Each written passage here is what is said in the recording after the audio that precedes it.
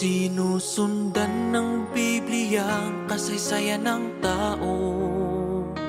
Tinuturing nila tong Diyos hanggang sa puntong ipinapalit sa Diyos ang Biblia sa mga huling araw.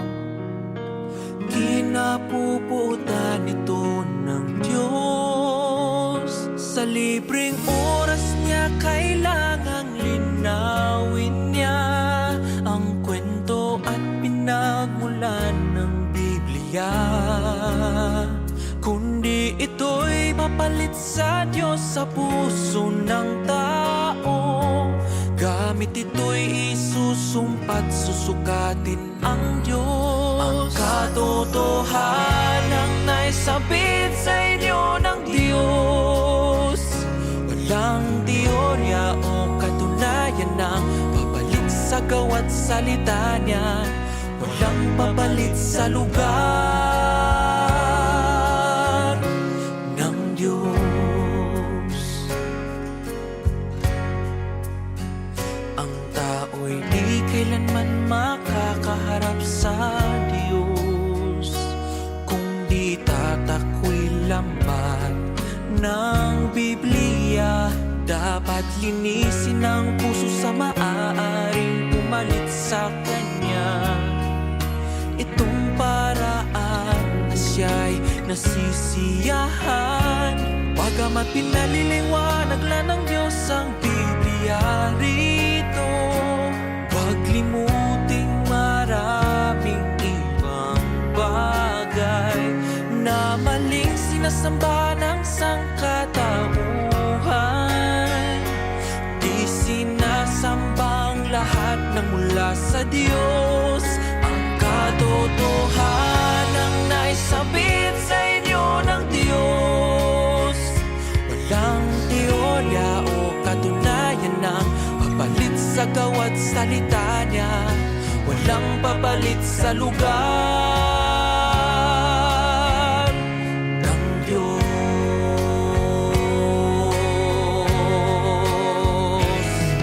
Ang Biblia ay halimbawang ginagamit ng Diyos. Paalaalang di piliin ng maling landas.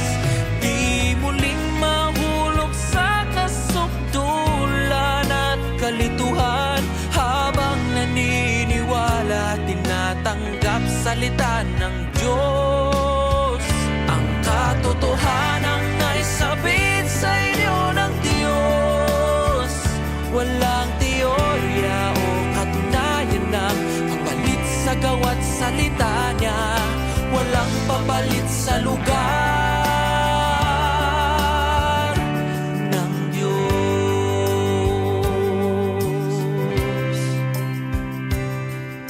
Walang papalit sa lugar ng Diyos.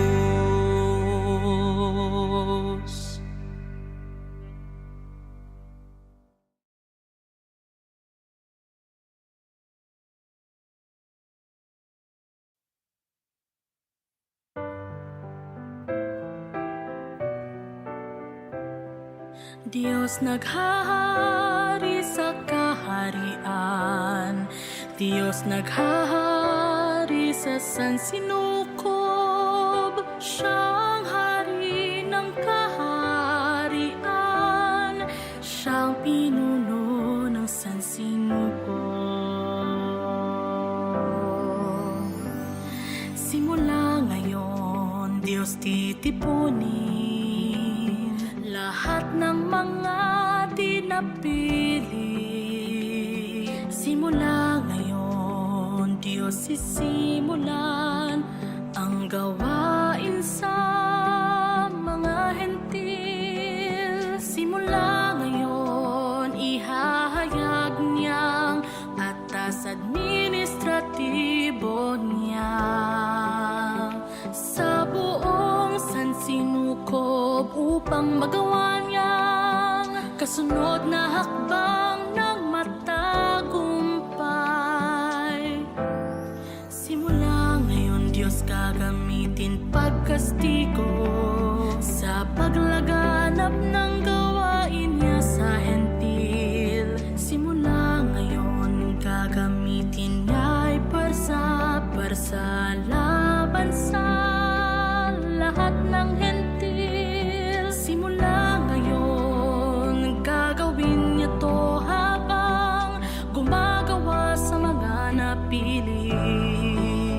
Pagbayan niya'y may kapangyarihan, lahat sa mundo'y malulupig na. Diyos magpapahinga at haharap sa nalupig. Diyos naghahari sa kaharian, Diyos naghahari sa sansinukob. Siyang hari ng kaharian, siyang pinuno ng sansinukob. Diyos nagpapakita sa banal na kaharian at nagtatago sa lupaing marumi. Lahat ng nalupig at sumusunod sa Diyos ay nakakakita sa mukha niya, nakakakita sa sariling mata, at tinig niya, rinig ng tenga nila. Ito ang biyayang itinadhana niya sa mga isinilang sa mga huling araw. Diyos naghahari sa kaharian, Diyos naghahari sa sansinukob. Siyang hari ng kaharian, siyang pinuno ng sansinukob.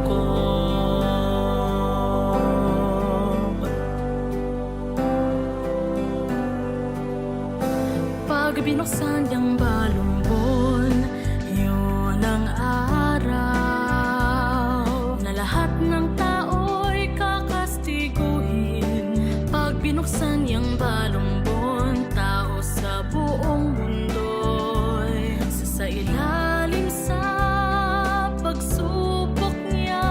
Pag binuksan niyang balumbon, gawain niya'y aabot sa ruro. Lahat titira sa lupaing walang liwanag. Sa gitna ng banta ng kapaligiran nila, lahat ng tao'y mabubuhay.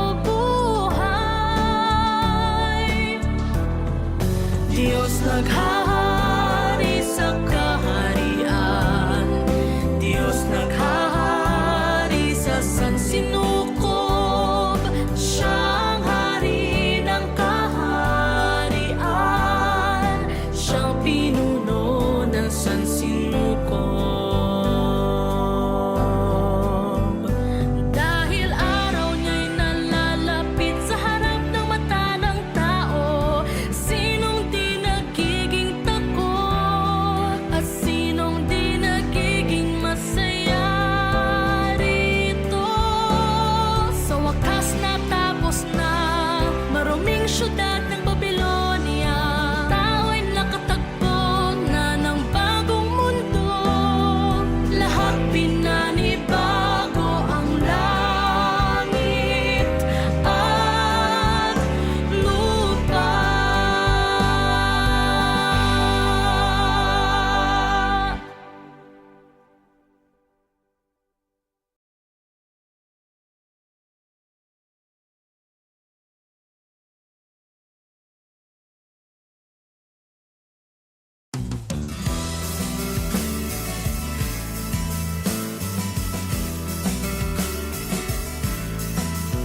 Salita ko'y hinihintay nyo na gumaan, mali kayo.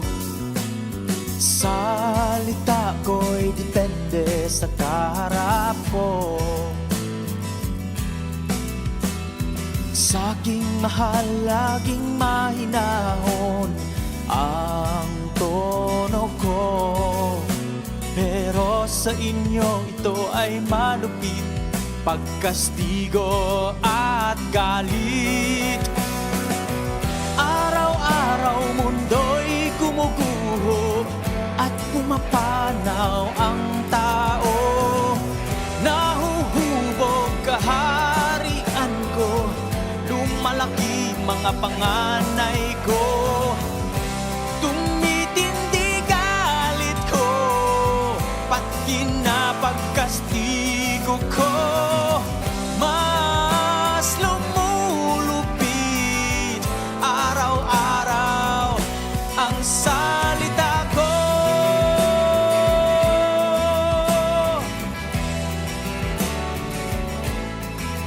Sitwasyon mas malala sa mundo, sa bawat bansa. Araw-araw pagguho at kaguluhan. Mga pinuno ng bansa gusto ng kapangyarihan. Di alam pagkastigo ko'y dumarating sa kanila. Kapangyarihan ko di nila kayang agawin. Araw-araw mundo'y gumuguho at pumapanaw ang tao. Nahuhubog kaharian ko, lumalaki mga panganay ko. Tumitindi galit ko, pati na pagkastigo ko. Mas lumulupit araw-araw ang salita ko.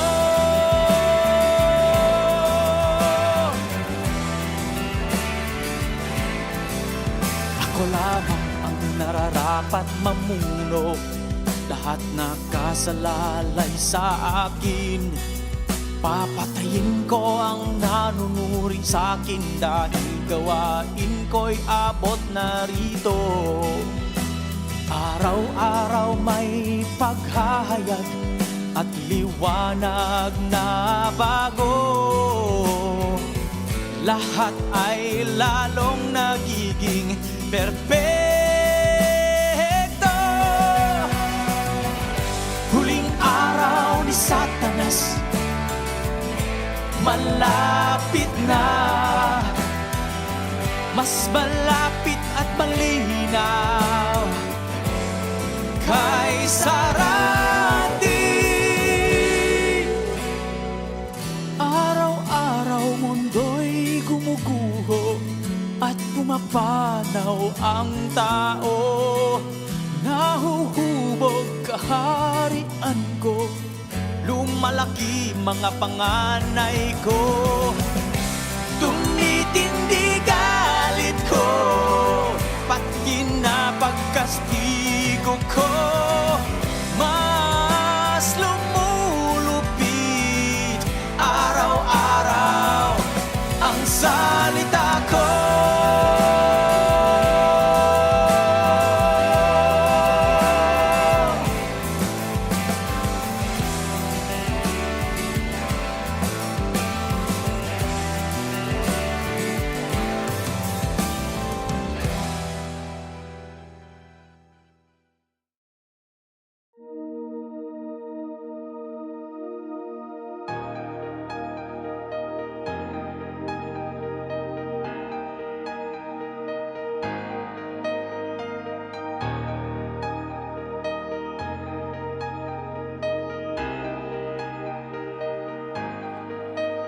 Nais ng Diyos na gawin kayong perpekto, dito mismo at ngayon din.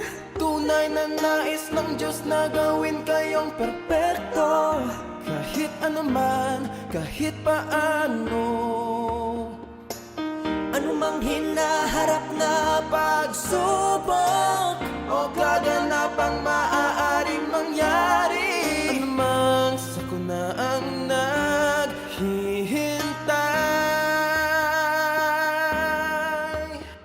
Nais ng Diyos na gawin kayong perpekto. Mga ginagawa Pagpapasya ng inyong hinaharap, Hinihayaan man kayo o sinumpa, kung gagawin kayong perpekto, kailangan ngayon na.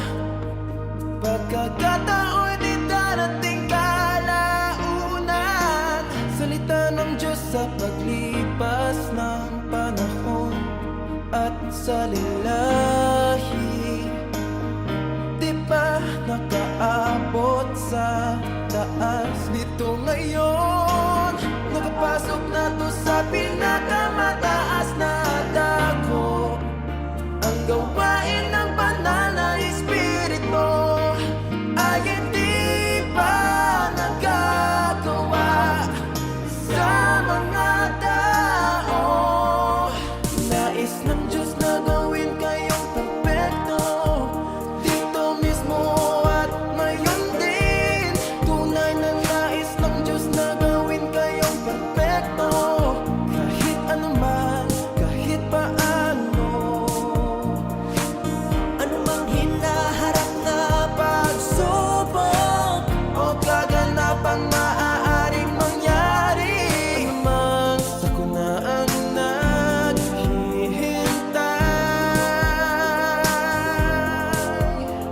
nais ng Diyos na gawin kayong perfecto.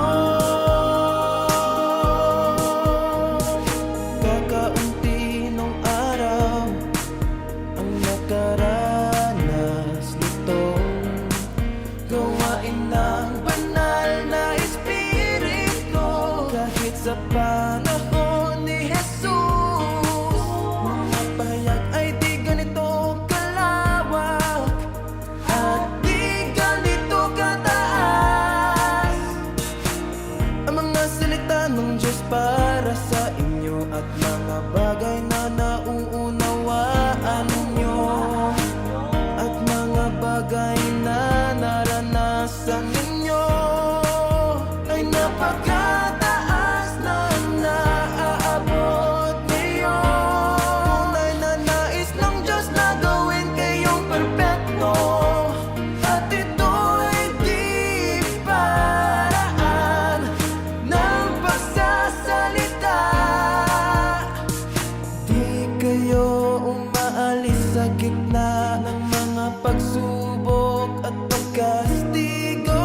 Sapat to upang patunayang gawain ng Diyos ay umabot na sa bagong kalwalhatian. Ito magagawa ng tao, gawain to ng Diyos mismo. Sa gawain ng Diyos, kita niyong nais niyang gawing perpekto ang tao. Tiyak na kaya niyang gawin kayong ganap. Nais ng Diyos na gawin kayong perfecto dito mismo at ngayon din. Tunay na nais ng Diyos na gawin kayong perfecto, kahit anuman, kahit paano. Anumang hinaharap na pagsubok o kaganapang maaaring mangyari, anumang sakunaan naghihintay, nais ng Diyos na gawin kayong perfecto.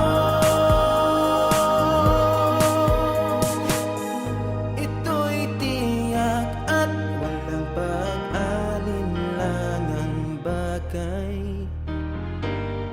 Ito'y tiyak at walang pag-alinlangang bagay.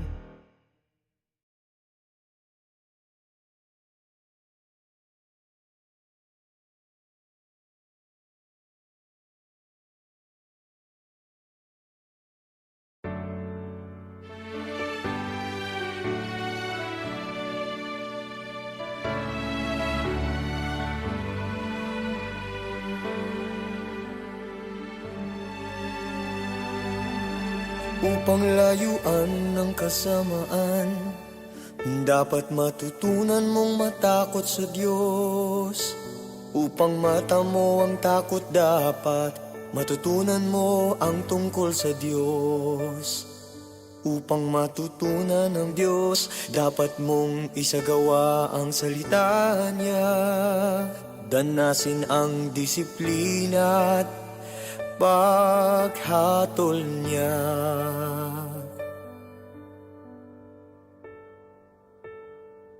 Ang pagkatakot sa Diyos at paglayo sa kasamaan ay may malaking kaugnayan.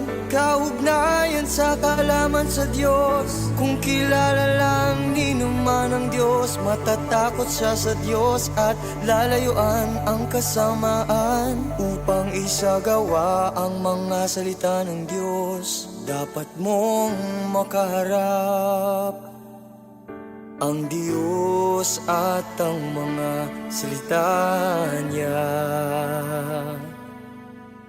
Paligid mo'y hilingin sa Diyos na ihanda upang maranasan mo ang mga salita niya.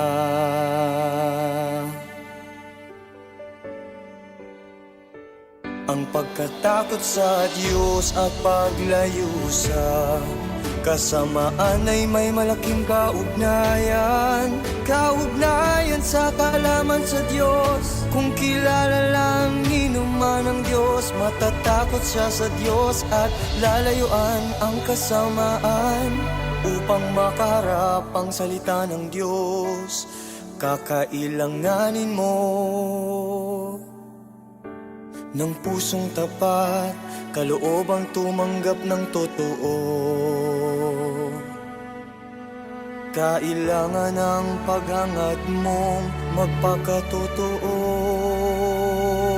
Ang kaloobang magdusa, layuan ang kasamaan.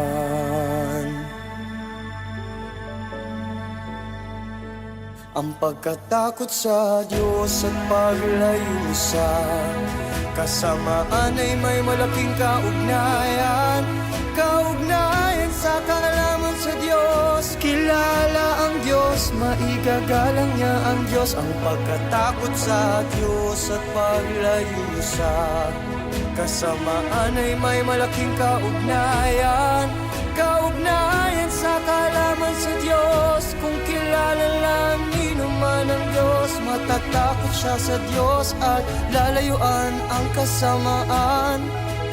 Sumulong, lumapit sa Diyos. Halaga ng pagkatao mo'y lalago. Puso mo'y magiging mas dalisay. Buhay mo'y magniningning, makabuluhat, maliwanag. Ang pagkatakot sa Diyos at paglayo sa kasamaan ay may malaking kaugnayan. Kaugnayan sa kaalaman sa Diyos. Kilala ang Diyos, maigagalang niya ang Diyos. Ang pagkatakot sa Diyos at paglayo sa kasamaan ay may malaking kaugnayan. Kaugnayan sa kaalaman sa Diyos. Kung kilala lang ni naman ang Diyos, matatakot siya sa Diyos at lalayuan ang kasamaan.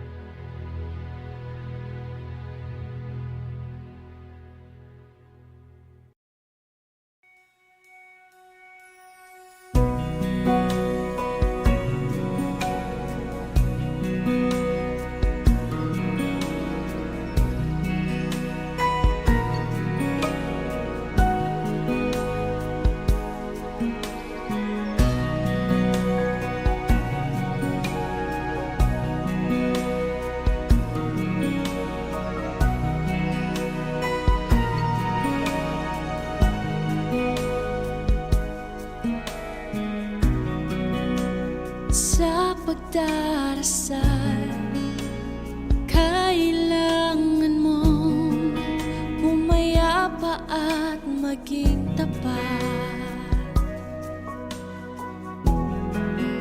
Sa Diyos tunay na makipagniig, huwag siyang lokohin sa magandang salita.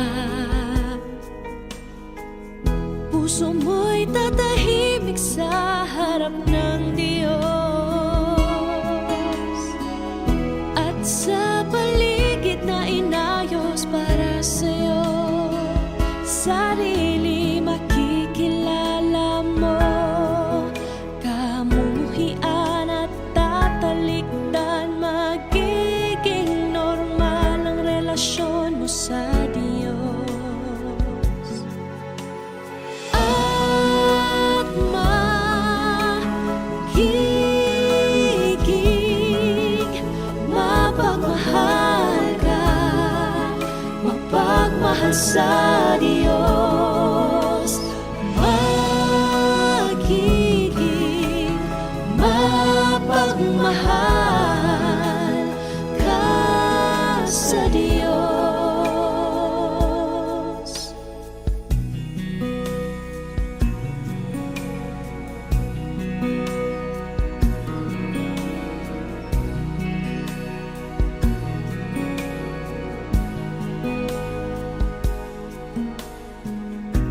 Pagdarasal isentro sa matatapos niya ngayon, hilinging mas malinawan ka.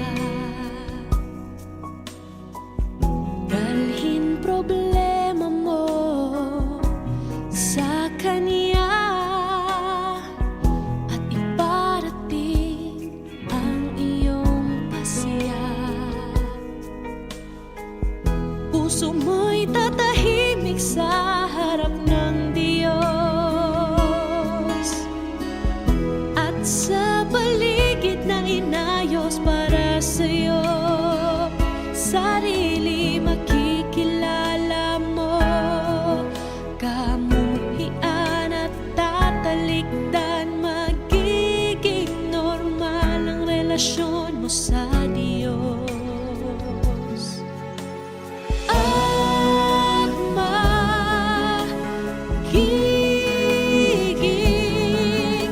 mapagmahal ka, mapagmahal sa Diyos. Magiging mapagmahal ka sa Diyos. Pagdarasal di para sumunod sa proseso, kundi hanapin ang Diyos. Hilinging puso mo'y ingatan niya.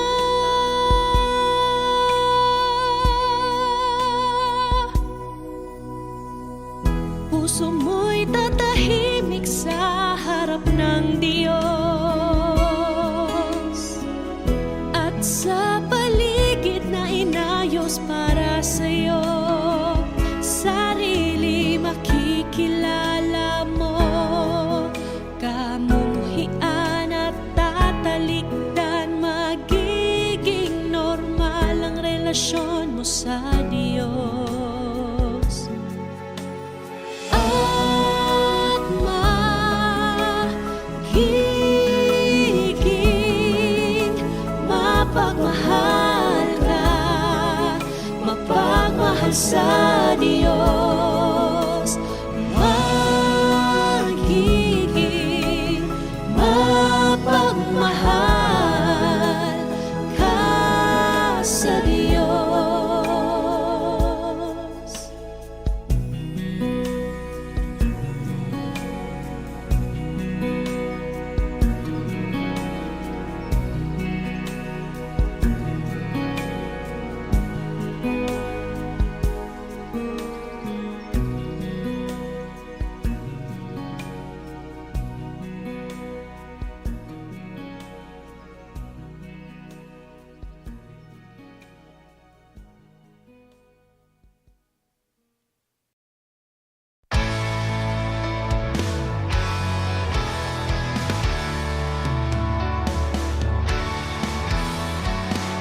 Kapag nakumpleto gawain ng paglubig,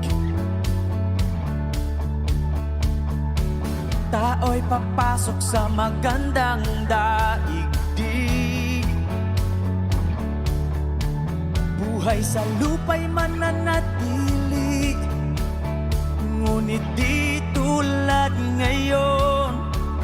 Ito'y bagong buhay matapos ang paglupig sa tao.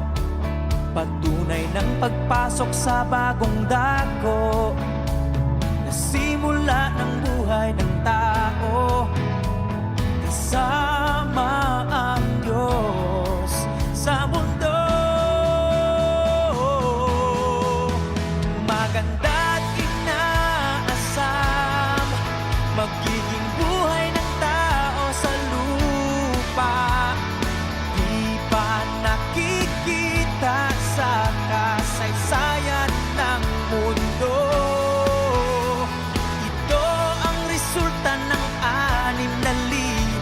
taong paggawa, ito ang inaasam ng tao at pangako ng Diyos sa tao.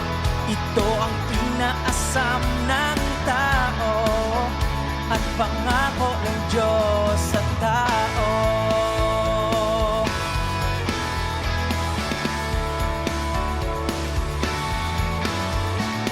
Ang saligan nitong buhay ay na ang tao'y nadalisay, nalupig at nagpapasakop sa manlilikha. Kaya't ang panlulupig ang huling yugto ng gawain ng Diyos bago pumasok ang tao sa gayon kagandang dako. Maganda't inaasam magiging buhay ng tao sa lupa. Di pa nakikita sa kasaysayan ng mundo. Ito ang resulta ng 6,000 taong paggawa. Ito ang inaasam ng tao at pangako ng Diyos sa tao. Ito ang inaasam ng tao at pangako ng Diyos sa tao.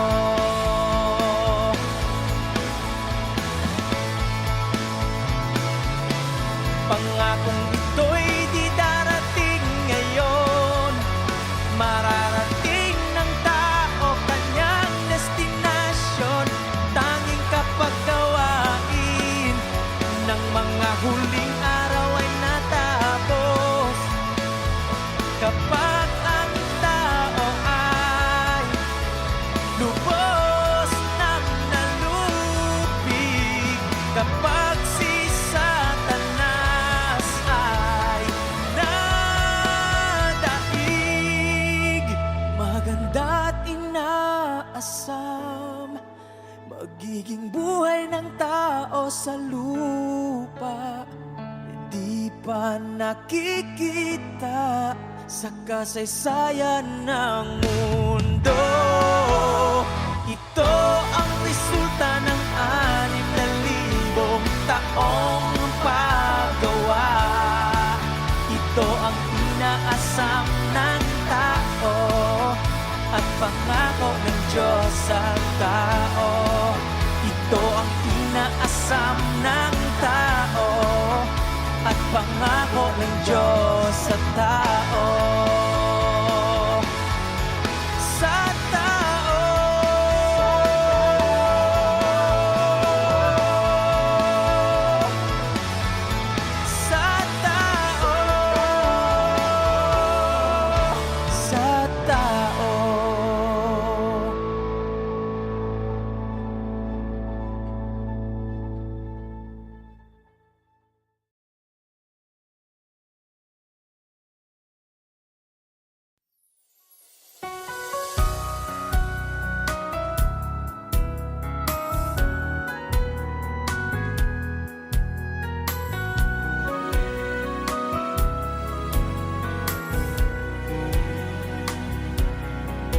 Tanging mga nagmamahal sa Diyos ay maaaring sumaksi sa Diyos. Tanggapin ang kanyang mga pagpapala at magdala sa kanyang mga pangako. Tanging nagmamahal sa Diyos, kanyang pinagtitiwalaan at maaaring ibahagi sa kanyang mga pagpapala. Tanging ang mga tao ay maaaring mabuhay para sa kawalang hanggan. Tanging yaong mga tunay na nagmamahal sa Diyos ang namumuhay ng may pinakamataas na halaga at kahulugan. Tanging sila ay totoong may pananalig sa Diyos. Mapalad ang mga nagmamahal sa Diyos. Yaong mga umiibig sa Diyos ay malayang gumalaw sa buong mundo.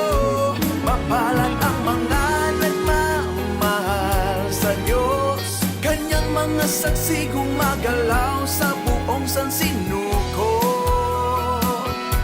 Mapalad ang mga nagmamahal sa Diyos.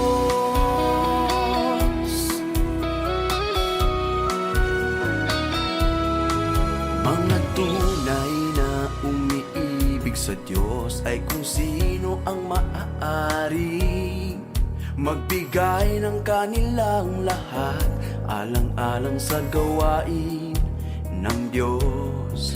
Kaya nilang gumala sa mundo na walang tumututol. Pinamamahalaan bayan ng Diyos at naghahari sa lupa. Ang mga taong ito ay iniibig at pinagpapala ng Diyos. Ang mga taong ito ay mabubuhay magpakailanman sa liwanag ng Diyos. Nabubuhay sila na may pinakamahalaga at kahulugan. Tanging sila ay mga tunay na mananampalataya sa Diyos. Mapalad ang mga nagmamahal sa Diyos. Yaong mga umiibig sa Diyos ay malayang gumalaw sa buong mundo. Mapalad ang mga nagmamahal sa Diyos, kanyang mga saksi gumagalaw sa buong sansinuko. Mapalad ang mga nagmamahal sa Diyos. Ang gayong mga tao ay nagmula sa buong mundo na may iba't ibang wika at kulay ng balat. Pero parehong kahulugan ng buhay at pag-ibig sa Diyos. Magkaroon ng parehong saksi na may ibinahaging aspirasyon. Mapalad ang mga nagmamahal sa Diyos. Yaong mga umiibig sa Diyos ay malayang gumalaw sa buong mundo. Mapalad ang mga nagmamahal sa Diyos, kanyang mga saksi gumagalaw sa buong sansinuko. Mapalad ang mga nagmamahal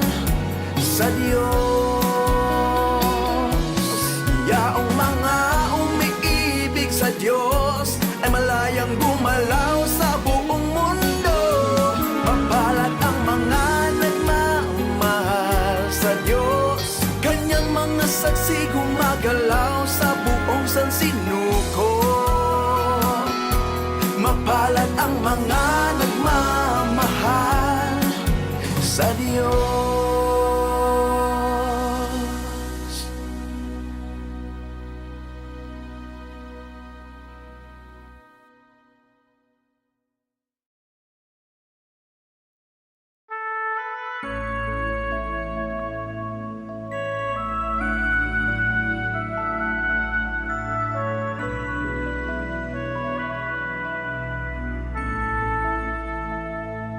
Isang araw, madarama mo ang may lalang.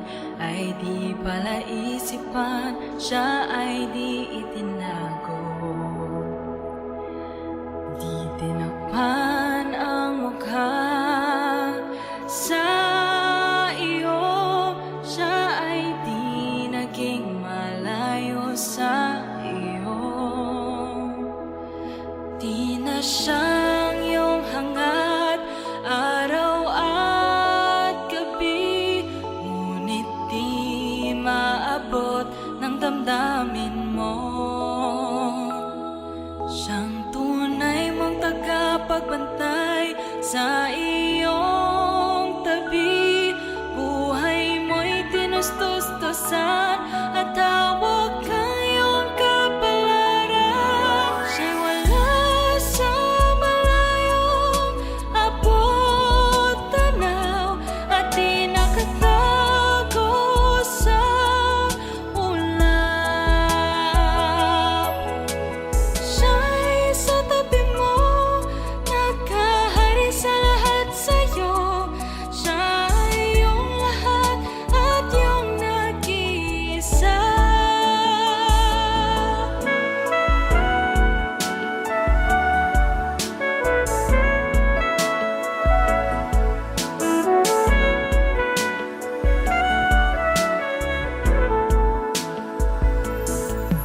Ang gayong Diyos ay ginagawa kang sambahin siya. Hangaan siya, kumapit sa Kanya, yapusin siya. Pinangangambahan mong mawala, ayaw mo ng talikuran at suwayin o iwasan at layuan.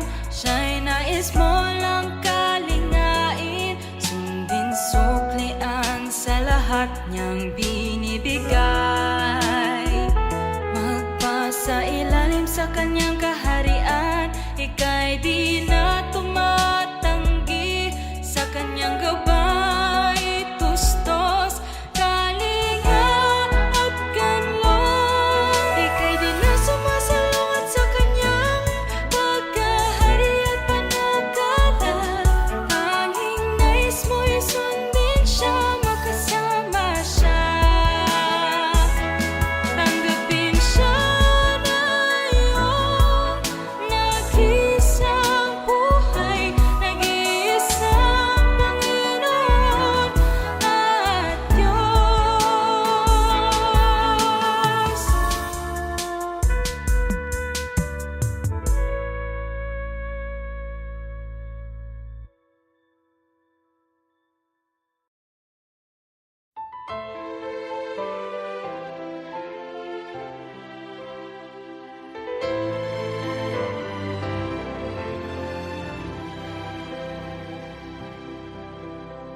Sa Diyos ay walang panlilinlang at walang pandaraya.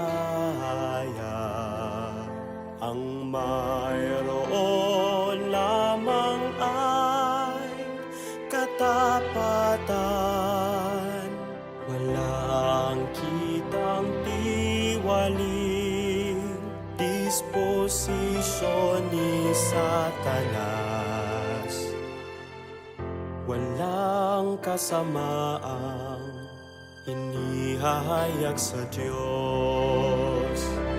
Ang diwa ng Diyos ay banal, siya ay walang katiwalian. Ang diwa ng Diyos ay banal, siya'y walang tiwaling disposisyon ng tao. Ang diwa diwa ng Diyos ay banal, siya'y walang tiwaling diwa ni Satanas. Ang diwa ng Diyos ay banal, ang Diyos ay banal. Ang ginagawa lang ng Diyos ay tustusan ng tao. Lahat ng inihahayag niya'y nakakabuti. Ito'y puno ng buhay, ito'y nagbibigay daan, daang susundin at tatahakin. Ang diwa ng Diyos ay banal, siya ay walang katiwalian. Ang diwa ng Diyos ay banal, siya'y walang tiwaling disposisyon ng tao. Ang diwa ng Diyos ay banal, siya'y walang tiwaling diwa ni Satanas. Ang diwa ng Diyos ay banal, ang Diyos ay banal. Alamin ang banal na diwa ng Diyos, walang tiwaling disposition sa Diyos. Alamin ang banal na diwa ng Diyos, ito ay lubos na positibo. Kita to sa gawain niya sa tao. Lahat ng kanyang gawain, dalay positibo. Alamin ang banal na diwa ng Diyos mula sa dalawang aspeto. Ang diwa ng Diyos ay banal, siya ay walang katiwalian. Ang diwa ng Diyos ay banal, siya'y walang tiwaling disposisyon ng tao. Ang diwa ng Diyos ay banal, siya'y walang tiwaling diwa ni Satanas. Ang diwa ng Diyos ay banal, ang Diyos ay banal. Siya'y walang katiwalian, hayag ng Diyos kanyang diwa. Siya'y walang katiwalian, hayag ng Diyos kanyang diwa. Ang kanyang diwa sa gawain niyang tanging kailangan upang malaman na ang Diyos ay banal.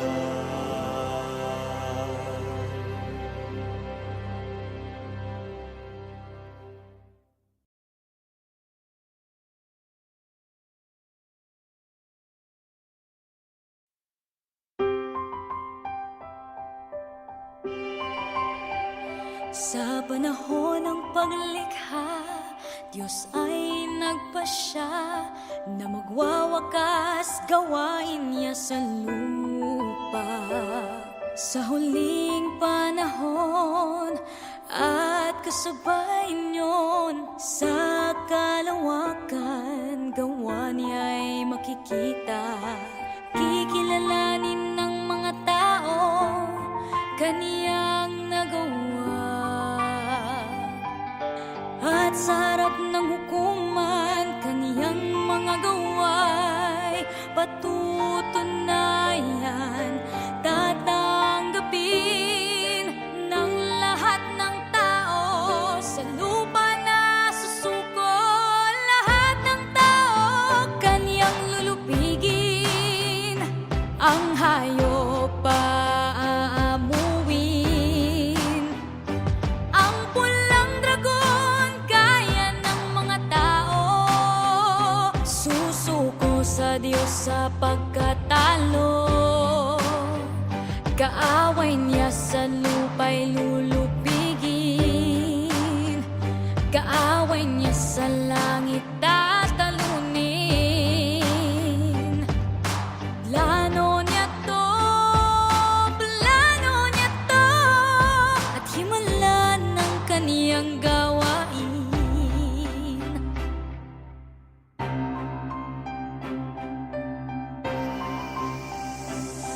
At isang proyekto ang kaniyang sisimulan na di pa naisagawa kailanman. Ihahayag niya kanyang mga gawa pa isa-isa, pa isa-isa upang kaniyang karunungan at pagka di maaro kilalanin at mapatunayan sa buong lipunan. Lahat ng tao kaniyang lulupigin, ang hayop paamuin, ang pulang dragon kaya ng mga tao. Susuko sa Diyos sa pagkatalo. Kaaway niya sa lupa'y lulupigin. Kaaway niya sa langit tatalunin. Plano niya to, at himala ng kaniyang gawain. Kikilalanin ng lahat mga gawa niya. Ito ang sandaling siya'y luluwalhatin sa lupa. Ito ang sandaling siya'y makikita ng tao. Ito ang sandaling siya'y hindi na nakatago. Di pa sukdulan gawa niya, ito'y sumusulong pa. Darating ang sandaling to'y nasa tugatog na. Yun ang sandaling gawa'y kukumplituhin niya. Yun ang sandaling matatapos yun.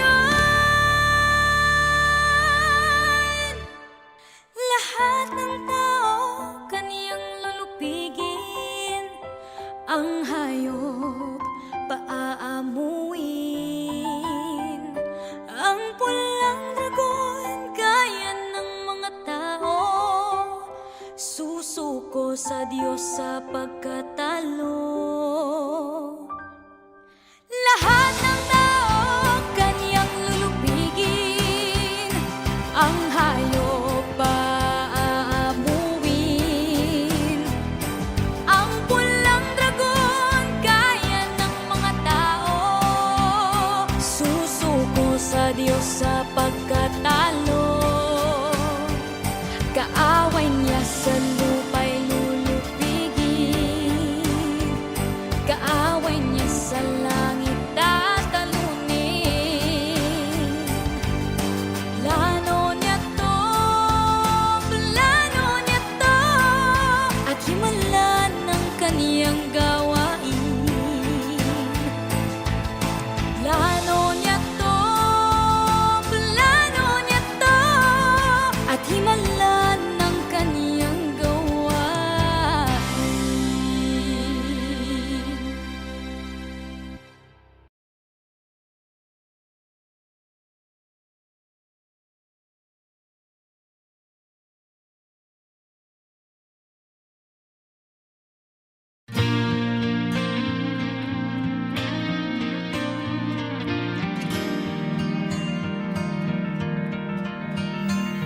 Pag normal ang relasyon mo sa Diyos,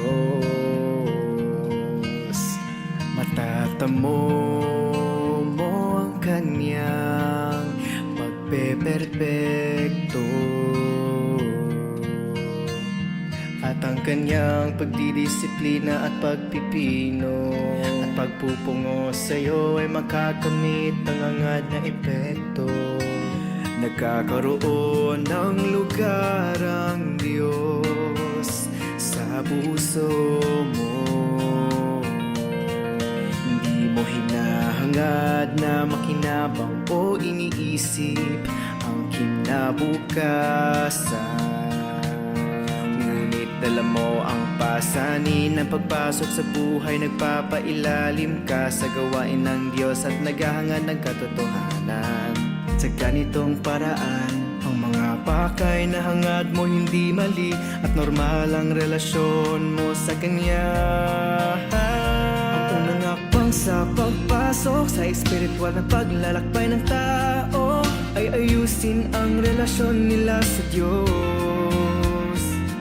Bagamat hawak niya ang tadhana ng tao, itinadhana at di na nila mababago. Ikaw may mapeperpekto o kanyang matatamo. Depende yan sa kung normal o hindi ang iyong relasyon sa Kanya.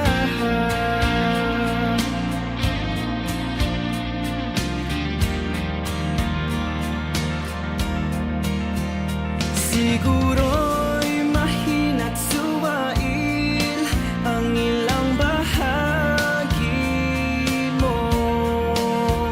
Ngunit kung tama ang pananaw at motibo mo, kung relasyon mo sa Kanya ay naitama mo, gagawin Kanyang marapat na magawa perfecto. Ang unang hakbang sa pagpasok sa espiritual na paglalakbay ng tao ay ayusin ang relasyon nila sa Diyos. Bagamat hawak niya ang tadhana ng tao, itinadhana at di na nila mababago. Ikaw may mapeperpekto o Kanyang matatamo. Depende yan sa kung normal o hindi ang iyong relasyon sa Kanya. Kung di tama ang relasyon mo sa Kanya, kung kumikilos ka para sa iyong laman o pamilya, gaano ka man magsikap, mawawalan yun ng relasyon mo sa Diyos ay normal. Mabuti yan at lahat ng iba pa'y mapupunta sa tamang lugar. Tinitingnan lang ng Diyos kung mga pananaw mo tungkol sa pananalig sa Kanya'y tama. Kanino ka nananalig at para kanino, at bakit ka nananalig? Kung nakikita mo ng malinaw ay tama ang pananaw at ginagawa mo, sa gayon buhay mo'y lalago at matatama ang landas mo. Ang unang hakbang sa pagpasok sa espiritual na paglalakbay ng tao ay ayusin ang relasyon nila sa Diyos. Bagamat hawak niya ang tadhana ng tao, itinadhana at di na nila mababago. Ikaw may mapeperpekto o Kanyang matatamo. Depende yan sa kung normal o hindi ang iyong relasyon sa Kanya.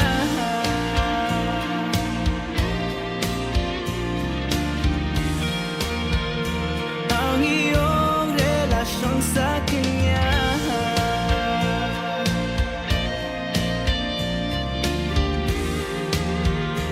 Ang iyong relasyon sa Kanya.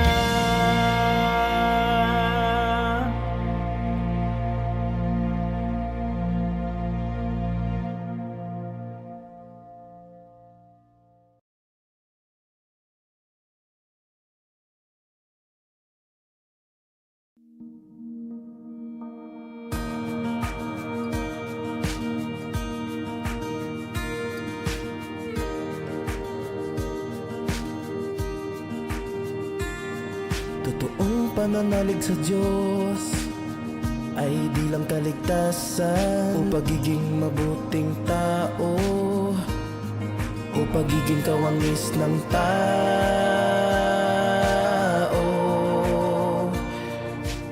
Higit sa pananalig na may Diyos, higit sa pagkaalam na ang Diyos ang katotohanan, daan at buhay, at iyon lamang. Di lang para tanggapin ang Diyos at malaman na siya ang hari ng lahat. Siyang lumikha, makapangyarihan sa lahat, tanit pinakamataas, ngunit higit pa rito ang manalig ng totoo. Kalooban ng Diyos buong pagkatao, at puso mo'y ibigay sa Kanya, na sumunod at tumalima sa Kanya. Hayaan mong gamitin ka ng Diyos, masayang maglingkod sa Kanya. Gawin lahat para sa Kanya.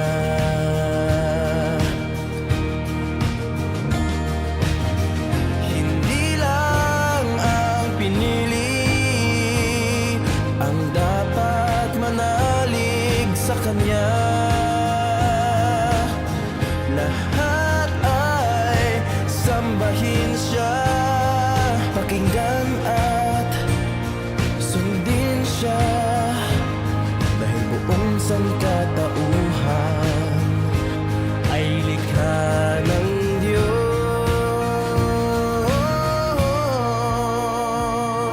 Kalooban ng Diyos buong pagkatao, at puso mo'y ibigay sa Kanya, na sumunod at tumalima sa Kanya.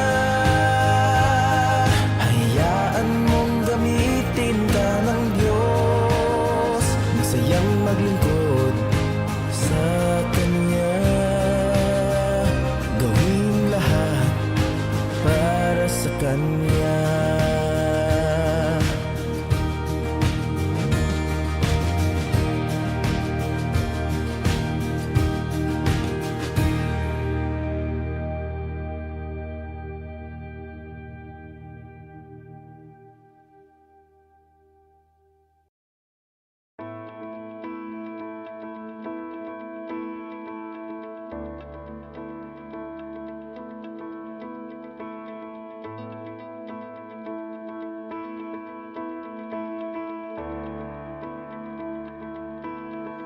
Hanap ng Diyos yaong mga uhaw sa Kaniyang pagpapakita, yaong mga di tumbututol, masanuring tulad ng mga paslit.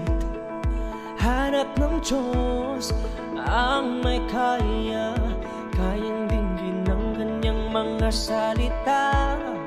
Huwag limutin Kaniyang habilin, ialay katawan at puso sa Kanya. Kung walang makakinig, walang makakinig sa iyong panangkat sa Diyos. Mamasdan Kanya, mamasdan Kanya ng may pabor. Gagawan niya pagpapalang dapat sa'yo, sa'yo. Gagawan niya pagpapalang dapat sa'yo. Kung ikaw sa kabila ng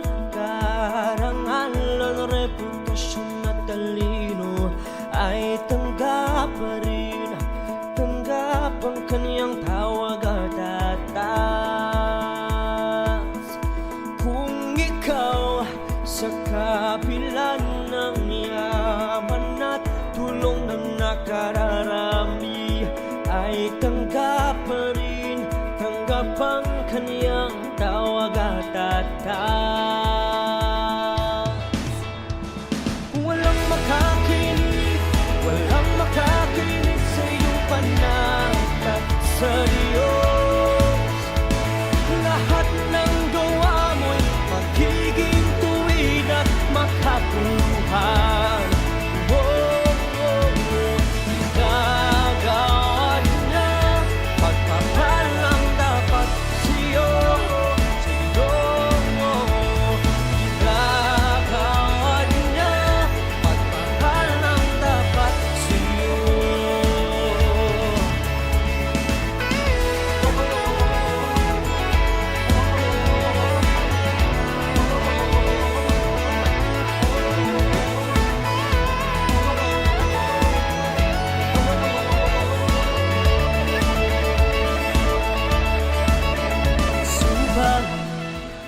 Tanggihan ng tawag ng Diyos para sa iyong katayo at mga adhikain.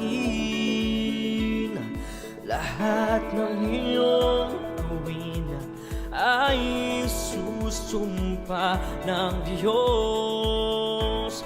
Lahat ng iyong gawin ay hahamakin niya. Kung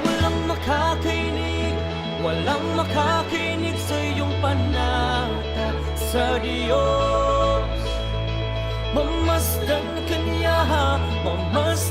niya ng may pabor. Gagawad niya, pagpapalang dapat sa'yo. Gagawad niya, pagpapalang dapat sa'yo. Pagpapalang dapat sa'yo.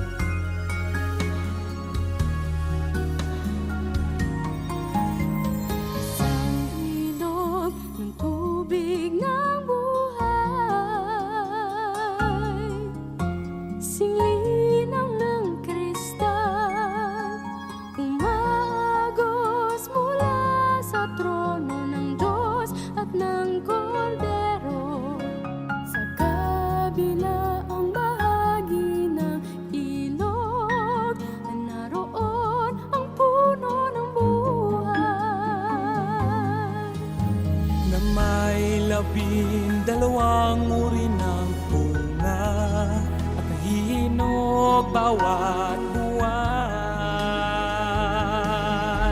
Ang mga dahon ng puno ay sa pagpapagaling ng mga bansa. Mawawala ng sumpa, wala ng sumpa.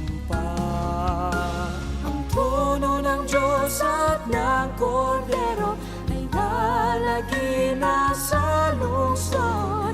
Ang mga lingkod nila'y maglilingkod sa Kanya, at makikita nila Kanyang mukha, makikita Kanyang mukha. Ang sa kanilang mga noon at nawawala ng abir. Di kailangan ng kandila, walang kandila, unang liwanag ng araw. Ilang Panginoong Diyos Ang nagbibigay sa kanila ng liwanag, sila'y maghahari magpakailanman. Sila'y maghahari magpakailanman.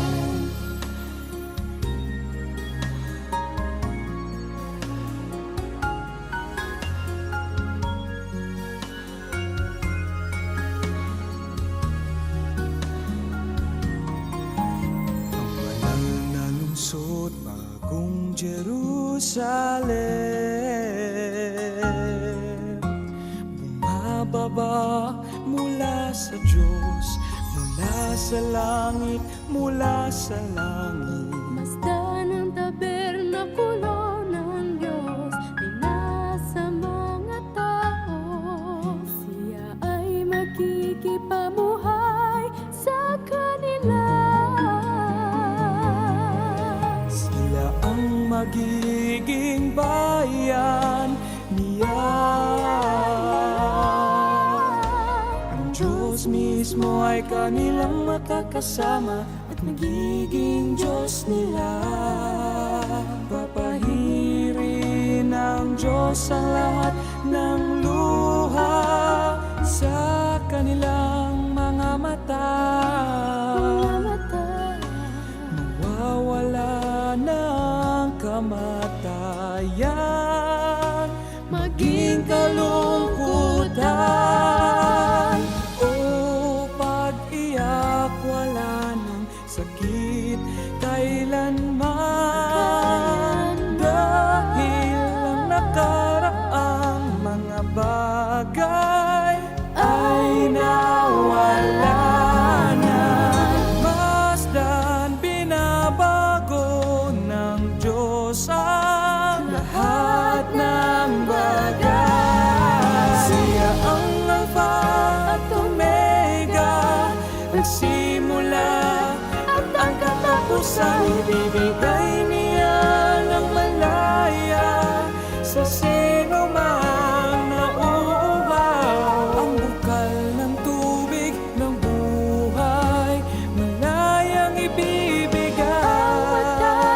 Magtatagumpay Ang magmamana ng lahat ng bagay. Ang Diyos ang kanyang magiging Diyos. Siya ay magiging kanyang anak. Ang Diyos ang kanyang magiging Diyos. At siya ay magiging kanyang anak.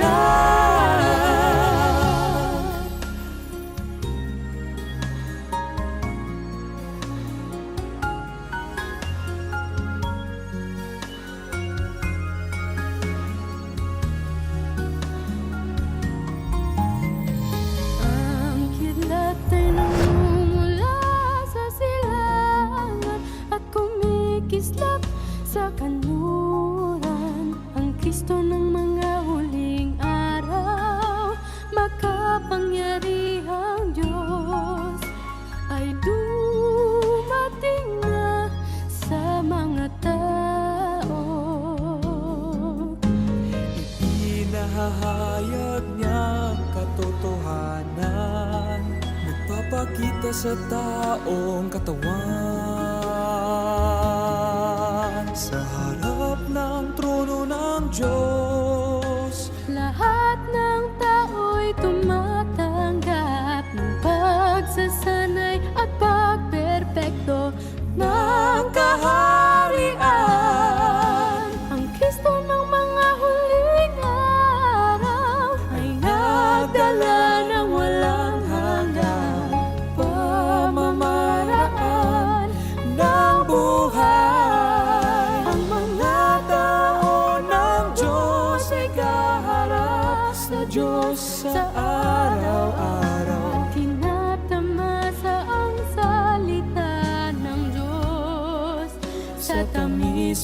walang katulad. Ang salita espadang may dalawang talim, ay humahatol upang dalisayin at iligtas ang tao. Ang paghatol ay nagsimula na sa bahay ng Diyos. Ang telon ay umangat na sa paghatol ng mga huling araw. Sinasamba ng lahat ng tao ng Diyos ang pangalan ng makapangyarihang Diyos. Sa kanyang kaharian, ang makapangyarihang Diyos ay dumating na. Ang gawain ng Diyos ay natupad na. Nakamit na niya ang buong kaluwalhatian. Nakamit na niya ang buong kaluwalhatian.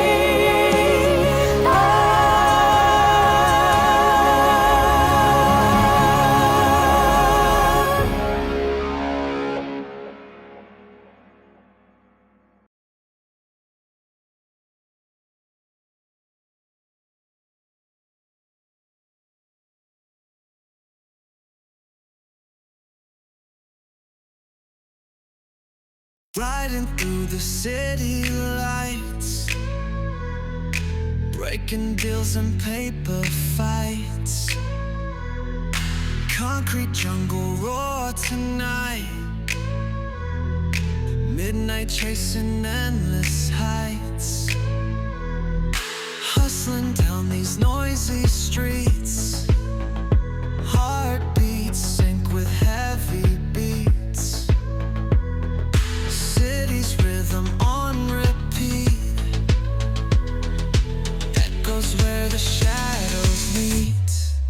In the urban jungle cry, chasing dreams beneath the sky. Running hard, let nothing lie. Reaching up, we aim so high. Graffiti walls tell tales untold, living fast and playing bold. Out here where the night is cold, stories of the brave and sold. Neon lights and subway hum, where we're lost and where we're from. City chants forever drum till the rising of the sun. In the urban jungle cry, in the urban jungle cry, chasing dreams beneath the sky. Running hard, let nothing lie. Reaching up, we aim so high.